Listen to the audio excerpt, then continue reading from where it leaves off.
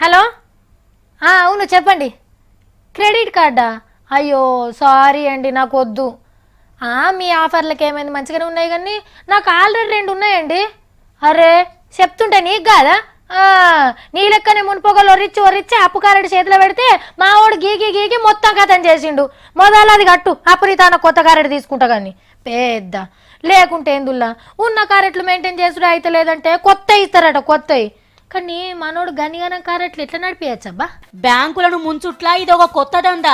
రంగారెడ్డి అనే మోతవరి పట్నంలో కొన్ని ప్రైవేట్ బ్యాంకుల నుంచి 125 అప్పు కారెట్లు తీసుకొని 1,50,00,000కు మీదనే ముంచిండు. ఒక్కడే గన్ని కారెట్లు ఎట్లా తీసుకున్నాడు, అయినా ఇచ్చే బ్యాంకులు ఎట్లిచ్చిండ్రు అని పరేషాన్ అవుతున్నారులే. ఏం లేదుల్లా, దొంగ కంపెనీ ఒకటి తెరిచి అందులో గింతమంది కొలువులు చేస్తున్నారు అని దొంగ సాక్ష్యాలు పుట్టించిండట.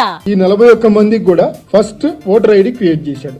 ఓటర్ ఐడి క్రియేట్ చేయడంలో ఇతనికి సాయం చేసిన వాళ్ళు ఉన్నారు. అట్లాగే ఆ ఓటర్ ఐడి మీద ఆధారపడి నెక్స్ట్ పాన్ కార్డ్ క్రియేట్ చేశాడు. ఇక అటెంక బ్యాంకుల తానికి పోయి వీళ్ళు నా కంపెనీలో పనిచేసేటోళ్ళు నెల నెల జీతాలేస్తా అని ఖాతాలు తెరిచిండు. 31 అకౌంట్స్ కి సంబంధించిన డెబిట్ కార్డ్స్ ఇతని దగ్గరే ఉంటాయి. సో మొదటి నెల జీతం వేస్తాడు. జీతం వేసి ఈ డెబిట్ కార్డ్ తో డ్రా చేసేస్తాడు. అన్ని ఇతనే. జీతం వేసినట్టే వేస్తాడు, మళ్ళీ ఏటీఎం కార్డు పెట్టి తీసుకుంటాడు. ఏసుడు తీసుడు ఒక్కడే చేస్తాడన్నట్టు. అట్లా బ్యాంకులను నమ్మించి అప్పు కారెట్లు సంపాదించిండు. ఇక ఒక్కొక్క బ్యాంకును ఎంతెంత ముంచిండంటే 25 లక్షలకు పైగా ఎస్బీఐ చేశాడు. స్టాండర్డ్ చార్టెడ్ బ్యాంక్ దగ్గర 41 క్రెడిట్ కార్డ్స్ తీసుకుని 77.84 లక్షలు, ఆర్బీఎల్ దగ్గర 3,26,000, హెచ్డిఎఫ్సి బ్యాంక్ దగ్గర 45,72,000. ఇట్లా మొత్తము 1,52,00,000 4 బ్యాంకులను 1,50,00,000కు మీదనే ముంచిండట అప్పు కారెట్లతోని. బ్యాంకోళ్ళు బోకరిగాల చేతులు కూడా కలిసే వరకు ఇన్ని రోజులు తెలవలే.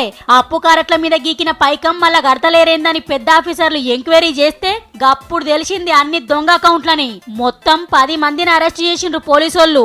ఇంత చేసిండంటే ఏం చదివిండో అనుకుంటున్నారు కదా, ఉత్త 12వ తరగతేనట. చూసిండ్రా, 12 చదివినోడు పెద్ద పెద్ద చదువులు చదివి బ్యాంకులు పెట్టినోళ్ళను ఎట్లా బోల్తా కొట్టిండో.